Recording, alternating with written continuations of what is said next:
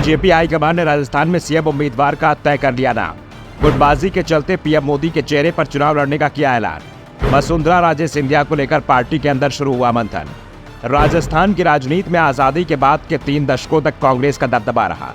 कांग्रेस के मुख्यमंत्री मोहन लाल सुखाड़िया 1954 तो 1971 यानी 17 साल तक सूबे के सीएम रहे, लेकिन पिछले 3 दशक से राज्य में एक बार बीजेपी तो एक बार कांग्रेस का सीएम बनने की परंपरा सी बन गई है।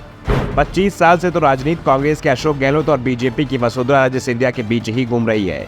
गहलोत का शासन करीब 15 साल का हो चुका है, लेकिन वो लगातार 2 बार कभी सीएम नहीं बन पाए। तो दूसरी ओर वसुंधरा राजे सिंधिया भी 5 साल के अंतराल पर 2 बार यानी 10 साल के लिए सीएम रह चुकी हैं।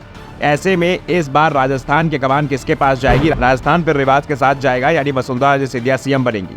राजे ना भी बने तो बीजेपी का ही कोई नेता सीएम बनेगा। इस बार वैसे भी बीजेपी ने पीएम मोदी के चेहरे पर चुनाव लड़ने की तैयारी कर रही है। दूसरी ओर कांग्रेस की तरफ से रिवाज पलटने का दावा किया जा रहा है। अशोक गहलोत ऐलान कर रहे हैं कि इस बार राजस्थान की जनता सरकार को रिवाज को पलटने की तैयारी में है। जो बात अशोक गहलोत कह रहे हैं वो सच साबित हो जाएगी और अशोक गहलोत की कुर्सी सुरक्षित रह जाएगी, क्योंकि अगर कांग्रेस की सरकार बनती है तो यह तय है कि अशोक गहलोत ही सीएम रहेंगे, किसी और को यह कुर्सी नहीं मिलेगी। इस बीच कांग्रेस और बीजेपी दोनों ने ही राजस्थान में अपनी पूरी ताकत झोंक दी है। कांग्रेस ने सबसे पहले सीएम अशोक गहलोत और सचिन पायलट के बीच सुलह कराई, क्योंकि पायलट की नाराजगी का असर जमीन पर भी दिख रहा था। राज्य का 5% गुर्जर मतदाता इस बार पायलट के इशारे पर वोट देने को तैयार दिख रहा है और ये माना जा रहा है कि वो गहलोत का समर्थन करने को तैयार नहीं है। ऐसे में पायलट अगर नाराज रहते तो कांग्रेस के सामने मुश्किलें बढ़ जाती और इसी के चलते राहुल गांधी और मल्लिकार्जुन खड़गे ने पायलट और गहलोत को साथ बैठाया, उनके साथ लगातार मीटिंग की और पायलट की नाराजगी को दूर कर दिया।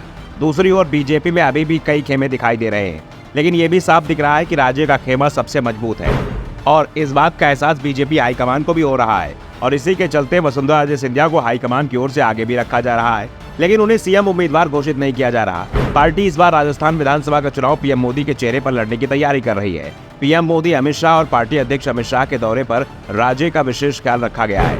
यहाँ तक कि मन से वसुंधरा शासन में चलाई गई तमाम योजनाओं का जिक्र भी अब पार्टी हाईकमान की ओर से होने लगा है। ये बदलाव 4 महीने में ही आया है। दरअसल कर्नाटक विधानसभा चुनाव में पार्टी को मिली हार के बाद से ही बीजेपी बैकफुट पर दिख रही है और बीजेपी की इस परेशानी को आरएसएस के सर्वे और उसकी एक रिपोर्ट ने बढ़ा रखा है।